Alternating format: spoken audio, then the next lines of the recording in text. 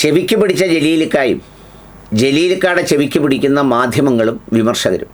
വളരെ കൗതുകകരമായ ഒരു ചർച്ച ചാനലുകൾ മുഴുവൻ, ലോക്കൽ ചാനലുകൾ മുഴുവൻ നടന്നുകൊണ്ടിരിക്കുകയാണ്.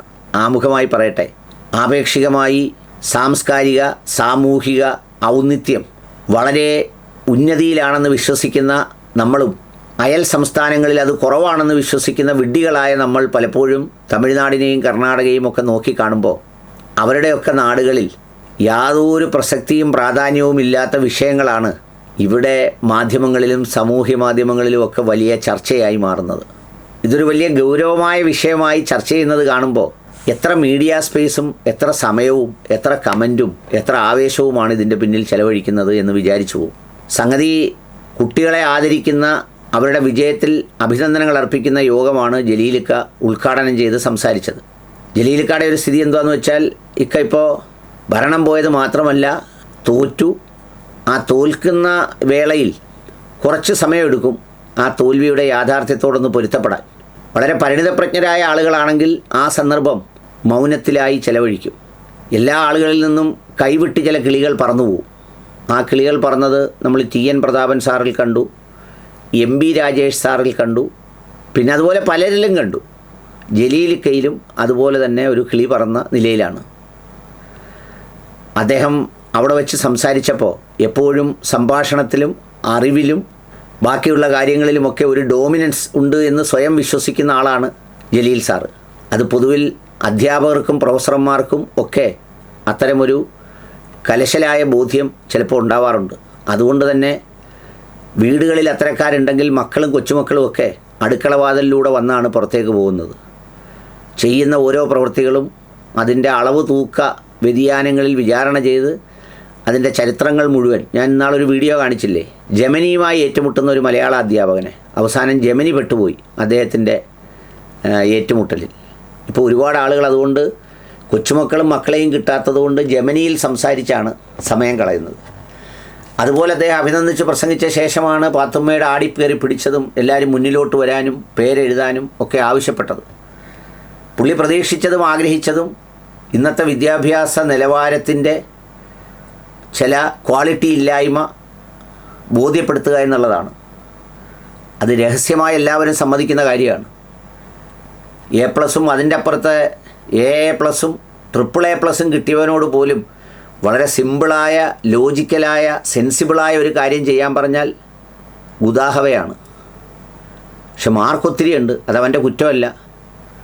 ആന കയറി എന്നുള്ളതിന് അറി എന്ന് എഴുതിയാലും 75% മാർക്ക് കൊടുക്കണം. കാരണം ആന കയറി എന്നുള്ളതിൻ്റെ ഇടഭാഗം അവൻ ചുരുക്കി എഴുതിയതാണ്. അവനിൽ ആശയ സമ്പുഷ്ടീകരണം പുഷ്കലമായി നടക്കുന്നു എന്ന് വിലയിരുത്തി മാർക്ക് കൊടുക്കണം എന്നതാണ് അതിൻ്റെ ഒരു പ്രത്യേകത. നമ്മളൊക്കെ ഒരുപാട് സ്ലേറ്റിലും ബുക്കിലും പേപ്പറിലും ഒക്കെ 0 വാങ്ങിച്ചിട്ടുള്ളവരാണ്. പക്ഷേ ഇപ്പം എല്ലാ കുട്ടികൾക്കും മോഹിക്കാവുന്നതാണ് A+ഉം മറ്റേതുമൊക്കെ. പക്ഷേ ഒറ്റ കുട്ടിക്ക് പോലും ഒരു 0 മോഹിച്ചാൽ പോലും കിട്ടില്ല. കാരണം പേരെഴുതിയാൽ തന്നെ അവന് 10 മാർക്ക് കൊടുക്കും. നമുക്ക് ആഗ്രഹിക്കാതെയും പ്രതീക്ഷിക്കാതെയും കിട്ടിയതാണ്.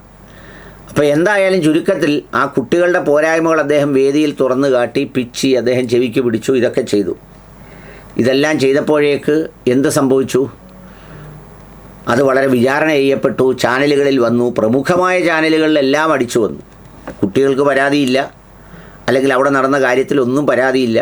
പക്ഷേ അത് കടുത്ത ഒരു പ്രശ്നമാണെന്നും പറഞ്ഞ് മനുഷ്യാവകാശ കമ്മീഷനും അങ്ങ് കേസെടുത്തു. വിശദീകരണവുമായി ജലീലിക്ക വന്നു. അങ്ങനെ അതെല്ലാം കൂടെ കത്തിപ്പടർന്ന് ഇങ്ങനെ നിൽക്കുകയാണ്. ഇതിൻ്റെ ഒരു സംഗതി എന്താണെന്നറിയുമോ? ഞാൻ ഈ ജലീലിക്ക ചെയ്ത പ്രവൃത്തിയെ വളരെ മോശമായ കാര്യമായെന്നൊന്നും ഞാൻ കാണുന്നില്ല. പുള്ളി അങ്ങനെ പ്രതീക്ഷിച്ചിട്ടും ഉണ്ടാവില്ല. ആ ഒരു ലക്ഷ്യവും പുള്ളിക്ക് കാണില്ല. പക്ഷെ എൻ്റെ മറുവശം എന്താണെന്നറിയോ? ഇത് അദ്ദേഹത്തിൻ്റെ രാഷ്ട്രീയ എതിരാളികൾ ആരെങ്കിലുമാണ് ചെയ്തതെങ്കിൽ ധാർമ്മികതയുടെയും നൈതികതയുടെയും മൂല്യാധിഷ്ഠിതമായ കാഴ്ചപ്പാടുകളെ കാച്ചി കുറുക്കി മൂശയിലിട്ട് കുറുക്കി എഴുതി പറ്റിക്കുന്നതിൽ ആദ്യം രംഗത്ത് വരിക ഇതേ ജലീൽ സാറായിരിക്കും. എന്ന് വെച്ചാൽ സിമ്പിളാണ്, നമ്മൾ വിതയ്ക്കുന്നതാണ് നമ്മൾ കൊയ്യുന്നത്. പുള്ളിയാണെങ്കിൽ ഇത് വിടൂല. ഇതൊന്നാമതായി തകർക്കുന്നത് പുള്ളിയായിരിക്കും. അത് മാത്രമല്ല, അതിപ്പോഴത്തെ വിദ്യാഭ്യാസ മന്ത്രി നമ്മുടെ ഷംസുദ്ദീൻ സാറെങ്ങാണമാണ് ചെയ്യുന്നതെങ്കിൽ ഇതങ്ങ് ഒരുപാടങ്ങ് പോവും, കൈവിട്ട് വേറെ വഴിക്കൊക്കെ സഞ്ചരിക്കും, മറ്റു പലതിലേക്കും പോവും, പെൺകുട്ടികളുടെ സ്റ്റേജിൽ കയറ്റാത്ത കഥയിലേക്കൊക്കെ പോവും. ലീഗിൻ്റെ ഒരു സംസ്കാരവും മാറി വന്നതിനെക്കുറിച്ചും വിശദമായി തുടർ പോസ്റ്റുകളിടും ജലീലിക്ക. ഇപ്പോൾ അതുപോലെ തന്നെ പുള്ളിയും വന്നു പെട്ടു എന്നതാണ് ഒരു സത്യം. എനിക്ക് ഈ രണ്ടു കൂട്ടരോടും പറയാനുള്ളത്, വേറെ എന്തെല്ലാം പ്രസക്തമായ കാര്യങ്ങൾ ഈ സമൂഹത്തിലുണ്ട് ഗുണപരമായി ചെയ്യാൻ കഴിയുന്നത്. അതിനെന്തെങ്കിലുമൊക്കെ ഒരു എഫേർട്ട് ഇടാതെ ഇത്തരം ചില എന്താ പറയുന്നത്, അത് ചെയ്ത കുട്ടിക്കും പ്രശ്നമില്ല, ഒന്നുമില്ല. പിന്നെ ചില പറഞ്ഞിട്ട് മനുഷ്യാവകാശ കമ്മീഷൻ കേസെടുത്ത് എത്ര നീചമാണെന്നൊക്കെയാണ് ചോദിക്കുന്നത്. ആ മനുഷ്യാവകാശ കമ്മീഷൻ നമ്മുടെ കോടിയേരി ബാലകൃഷ്ണ സാഹിബിൻ്റെ മോൻ്റെ കൊച്ചിന് പാല് കൊടുത്തില്ലെന്നും പറഞ്ഞ് കേസെടുത്ത ബാലാവകാശ കമ്മീഷനാണ്. മനുഷ്യാവകാശമല്ല, ബാലാവകാശ കമ്മീഷൻ. അന്ന് കേസെടുത്തു എന്ന് പറഞ്ഞാൽ ഈ റെയ്ഡിനോ മറ്റോ വന്നപ്പോൾ കുട്ടിക്ക് പാല് കൊടുക്കാൻ പിന്നെ അനുവദിച്ചില്ല എന്ന് പറഞ്ഞ് അന്ന് എടുത്ത ബാലാവകാശ കമ്മീഷനാണ്. അപ്പോൾ ഇതെല്ലാം കോമഡി ഷോ ആയാണ് ഈ ഭരണഘടനാ സ്ഥാപനങ്ങളെല്ലാം മാറുന്നത്. അധികാര കേന്ദ്രങ്ങളോട് അടുത്ത് വരുമ്പോൾ ഇവരെല്ലാം വളഞ്ഞ നിലയിലാണ് കാണുന്നത്. അതിൽ മുന്നണി വ്യത്യാസമൊന്നുമില്ല. അപ്പോൾ അതുകൊണ്ട് ബാലാവകാശ കമ്മീഷനെ കുറ്റം പറഞ്ഞിട്ടോ പരിഹസിച്ചിട്ടോ ഒന്നും ഒരു കാര്യമില്ല. ബാലാവകാശ കമ്മീഷനൊക്കെ എടുക്കാൻ പറ്റുന്ന എത്രയോ വേറെ കേസുകൾ കിടക്കുന്നത്, എത്രയോ കേസുകൾ. ഇപ്പോൾ തൂഫാൻ പോലെ, എക്സൈസ് വകുപ്പിൻ്റെ രഹസ്യ റെയ്ഡ് പോലെ ബാലാവകാശ കമ്മീഷൻ എന്തെങ്കിലും ഒരു സംഗതി നടത്തി നോക്കട്ടെ. ഈ സമൂഹത്തിലെ താഴെത്തട്ടിലോട്ടിറങ്ങി എത്ര കുഞ്ഞുങ്ങളാണ് ദുരുപയോഗം ചെയ്യപ്പെടുന്നത്, എത്ര പേരാണ് ആക്രമിക്കപ്പെടുന്നത്, എത്ര പേരാണ് രണ്ടാനമ്മയും ആദ്യത്തമ്മയും ഒക്കെ ആയി കിടന്ന് കുഴഞ്ഞു മറിയുന്നത്. അപ്പം അതുകൊണ്ട് എല്ലാവരും ഇതുപോലെയുള്ള ഒരു കാര്യവുമില്ലാത്ത പ്രശ്നത്തിന് പോകുന്ന വളരെ പരിഹാസ്യമായ ഒരു കേരളത്തെയാണ് നമ്മൾ കാണുന്നത്. അപ്പം അതുകൊണ്ട് ഇവിടെ ജലീലിക്ക ഇരയാണെങ്കിൽ വേറൊരു സന്ദർഭത്തിൽ ജലീലിക്ക ഇതിനേക്കാൾ മികച്ച വേട്ടക്കാരനായി മാറും. പത്രങ്ങൾക്ക് നല്ല കുശാലാണ്. പള്ളിമുക്കിൽ ഐസ്ക്രീമിന് അടിയുണ്ടായതാണ് ഏറ്റവും വലിയ ബ്രേക്കിംഗ് ന്യൂസായിട്ട് നമ്മൾ ആഘോഷിക്കുന്നത്.